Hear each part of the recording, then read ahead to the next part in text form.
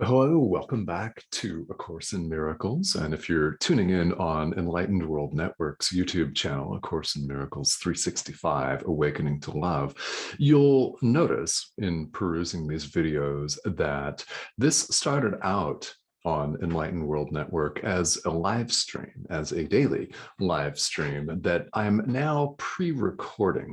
And one of the beauties of this is, of course, it's anytime that I'm available and inspired to pre-record these videos. I want to continue to offer this content because it has been very, very impactful for a number of you.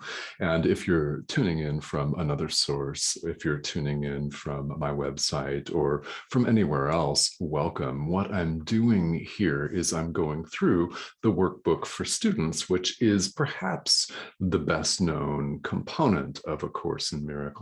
And as you'll notice, there are three. There is a text, which is like a narrative, a little bit more abstract. There is the workbook for students, which we're going through on this collection of videos. And then there is the so-called manual for teachers, which is by far the shortest component of the three. That is a Q&A. That's the best way to describe the manual. It's a frequently asked questions session with Jesus, and it is very, very, very enlightening, and a lot of insight can be shed on some very common and natural questions that one studying and practicing A Course in Miracles would have about the philosophy of the Course, about the thought system that it espouses, and about everything that we're talking about here on these videos. Now, the workbook for students, as you may be well aware, is a series of 365 lessons, and a lesson is a very short idea. So another way of looking at this is there is a daily idea and there is some commentary, some written commentary on this and some suggestions for practice. And one of the most beautiful things about pre-recording this content is without the limitations that are inherent in a live presentation, without the looking at Facebook to see who's on, from where, and responding to comments, without those kind of systems in place, I'm able to deliver a different message to you. It's a channeled message, and I'm much better able to serve as a channel for the Holy Spirit, the voice for God. My teacher, and you may, if you're familiar with A Course in Miracles, have taken the Holy Spirit as your teacher yourself. And in these pre-recorded videos, I'm much better able to channel directly and to serve in that capacity. So it's something that I very much enjoy, and I thank you all for tuning in. Those of you who have tuned in from the outset, I've been doing this. It's the 27th of October today, 2021, and I began this series of programs as a live stream in January of this year. And we're all the way up in the workbook to lesson 192 today. That is, I have a function God would have me fulfill.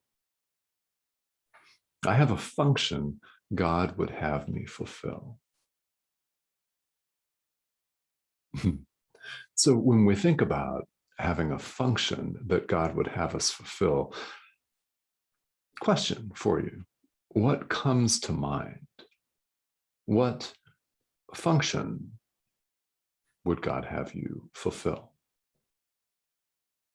Now, we often think of functions in this world as having to do with work, don't we? Or perhaps it's child rearing if you have children. Perhaps it's being a good dog or cat mom. Perhaps it is achieving a certain status in society, in the world, at work. Whatever that may be, A Course in Miracles, as you might imagine, has a very, very different idea of what our function is. So it is not to acquire 8 Mercedes and have an 8-car garage. It is not to own a yacht and cruise the Greek Isles every year in your private yacht with a very fancy private chef, even though that kind of sounds like fun. Let's all be honest. Sounds to me like a lot of fun. Yeah. The function that God would have us fulfill is very different than that. So whether you acquire that yacht in this lifetime or that 8-car garage doesn't matter. Doesn't matter, because that's not the function that we're here to fulfill. The function that we're here to fulfill, according to A Course in Miracles, is that of forgiveness. So what is forgiveness according to this course? Well, it is a miracle. It is a miracle. In the practice of forgiveness, we liberate ourselves. In forgiving our brothers and sisters, other people, for what they have not, in fact, done, we liberate ourselves. Now, why do we say what they have not, in fact, done? Is that in this thought system of A Course in Miracles, everything that people do is either an extension of love, it is the extension of love itself, or it is a call for love. Behavior that might be labeled negative in the world is, in fact, a call for love. When someone acts out, it's like they're behaving as a small child would behave. And we say when a small child acts out and seeks attention, well, they're issuing a call for love, a cry for help, perhaps. We also use that cry for help in the adult context, especially in the form of someone who suffers from addiction, whether it's drugs, alcohol, sex, gambling, you name it. But people are issuing a cry for help. A call for love is the same thing. Behavior that we label negative is a call for love. Therefore, what is the appropriate response? It is to extend love. In fulfilling our function of forgiveness, we're liberating others, and at the same time, we're liberating ourselves. Why? There is no separation of any kind. Period. Period. This is the truth. Does it sound simple? Yes. Is it simple? Yes. Do we need to hear it thousands of times before it finally sinks in? Well, yes, most likely for all of us. This runs completely contrary to the thought system of the ego to which human beings adhere in the world. We've all adhered to this to our own detriment, to our great detriment, and this is the way out. What we do is we extend forgiveness. Now, people often say, well, I'm not able to forgive so-and-so. I'm not able to forgive my mother, for example, or my father, or my former spouse, for example, for all of the crap that they put me through, for the lengthy court battle and a nasty divorce and perhaps a child custody dispute, a property dispute, a financial dispute, all of the trolling on social media, right? The list can go on, and people have been harmed by other people. There have been people that have harmed you in your life. You have also harmed other people. I don't know in what way, but you're here, you're breathing, therefore you have harmed people as well. Are you not any less deserving of forgiveness than they?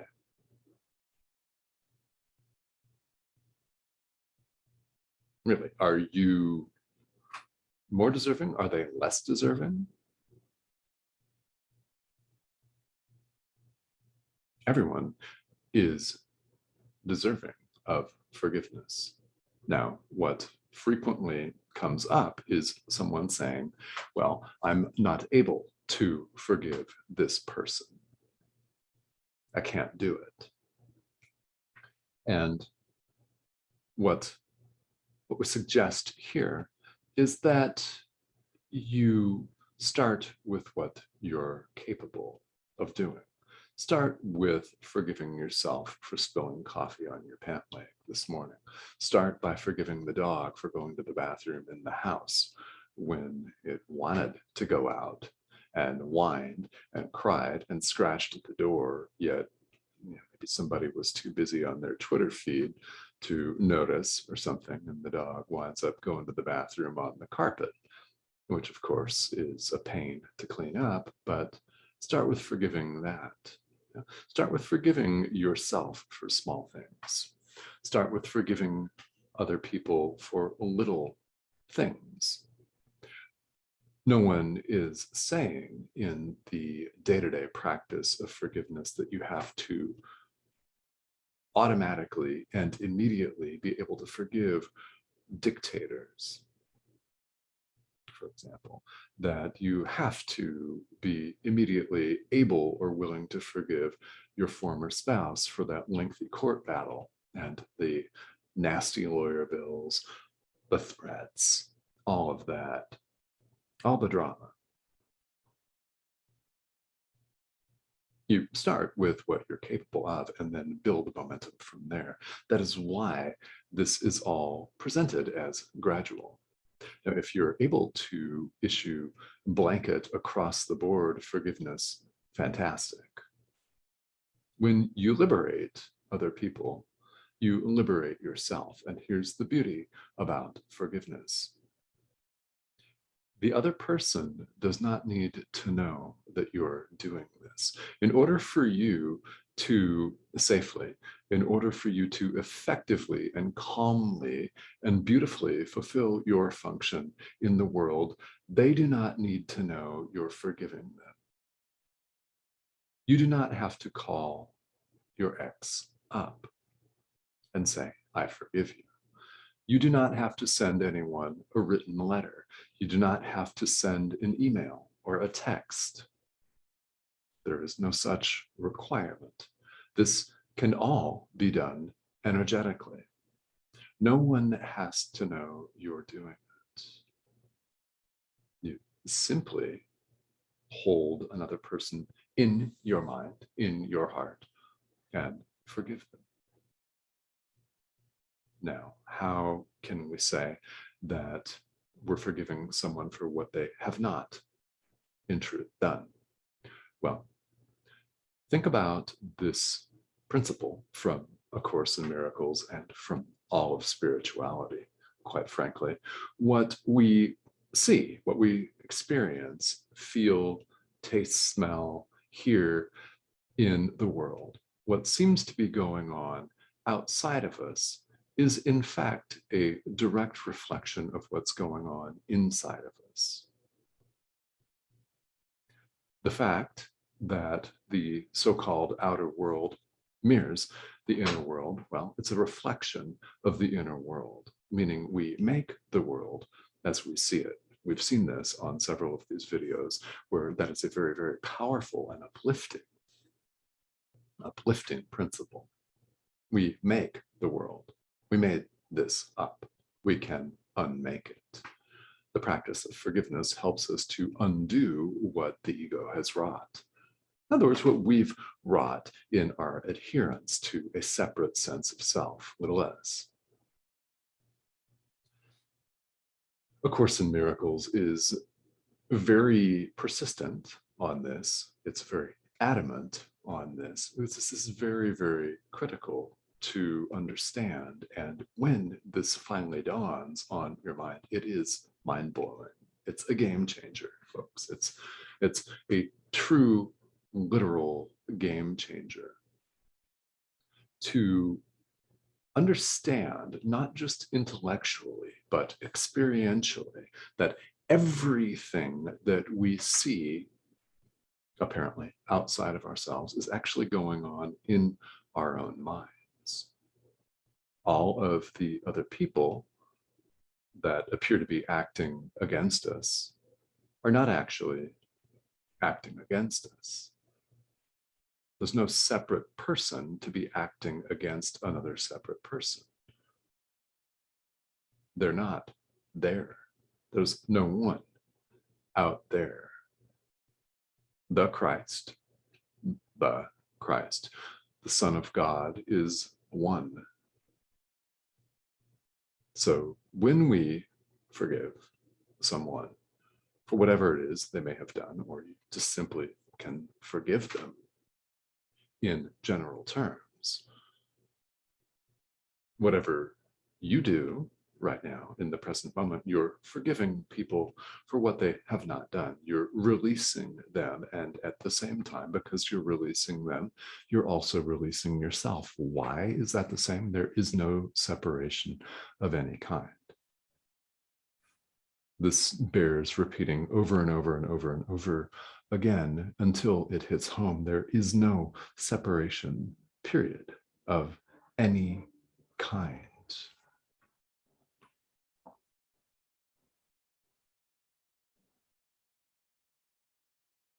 You're here watching this video because deep down you know. You know. So, realizing this, relax into it. Practice what spiritual traditions worldwide call non-resistance, allowing, going with the flow.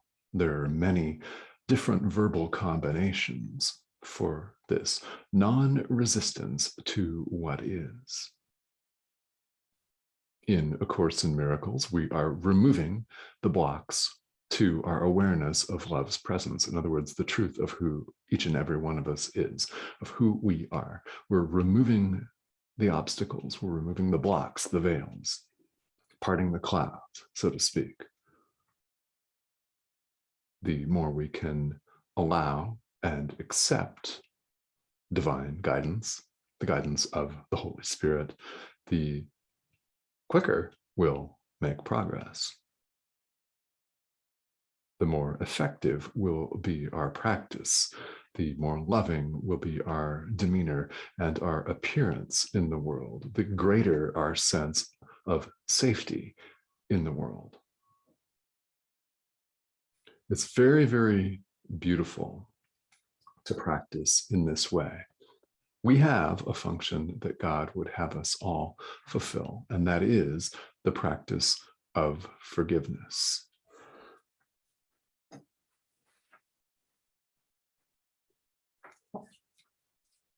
Yeah, it is the practice that God would have us fulfill. Forgiveness is each and every one of our functions here in the world. That is what we do. And my invitation to you is to start where you are. This is a great piece of spiritual advice that I've always loved. In fact, the very, very well-renowned Buddhist nun, Pema Chodron, has a classic book, a classic spiritual text called Start Where You Are. And it can mean you start physically where you are. There's no need to run off to the Himalayas and take up robes to start a meditation practice, as I often say to my own students, because I'm a meditation instructor. And well, you don't have to do meditation from Tibet. You can do it from your chair right here in North America if you want to, or wherever you find yourself, right? Yeah, let's all just dispel that crazy myth right now, right? You don't have to go to Nepal or Tibet or Bhutan and take up robes in order to do any of this. Start where you are. That's also emotional. It's mental, it's emotional, it's psychological. Start with what you're capable of. If you are not in a position, if you just know that you're not in a position to forgive your ex today, then no one's saying you have to jump right into that. If you can, fantastic, really. I mean, it's liberating, but understand the basic principle of any act of forgiveness. And also understand that in A Course in Miracles, there is no order of difficulty in miracles. One is, in fact, just like any of the others. There is no order of difficulty in miracles. So literally moving a mountain with your thought is the same as forgiving yourself for spilling coffee on your leg and meaning it. But any act of forgiveness, and let's not omit forgiving ourselves, which can be the toughest person to forgive. It's very true. This is so common. And if you're experiencing that, well, you're not alone. I mean, we're never alone, but you're definitely not alone in struggling with that, if in fact you find yourself struggling with that. So it's important never to omit ourselves. There are people in this world, and perhaps you're one, that can forgive anyone, anything. And when it comes to themselves, then they just want to drive the nail right through their heart. It's not necessary.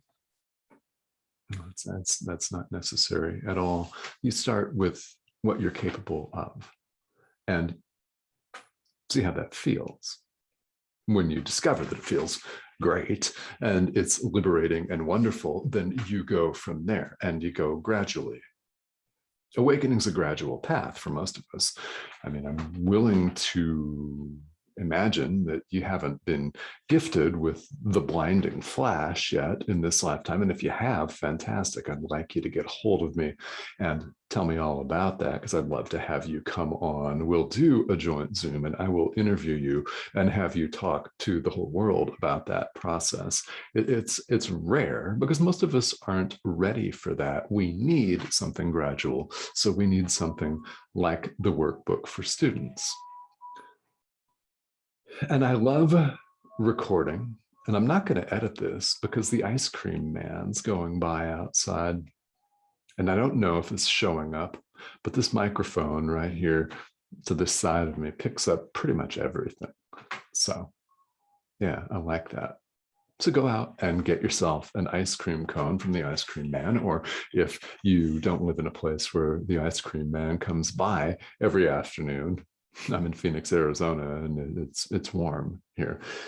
So this happens. You can get ice cream from the store. And if you don't like it, that's all right. I hope that you're having a great day. And as always, I'm open to your questions. The function that God would have us fulfill, that Jesus and the Holy Spirit would have us fulfill, is that of forgiveness here in the world. It is a miracle that we can absolutely practice right here, right now. So I invite you to start with what you're capable of right now, today, in this given moment. And as always, thank you for tuning in from whatever source you're joining me from. I hope that you're really enjoying these videos and the study of A Course in Miracles, which again can supplement any spiritual or religious practice worldwide, because we're talking about universal spirituality here. All right, guys, thank you so much for joining me today.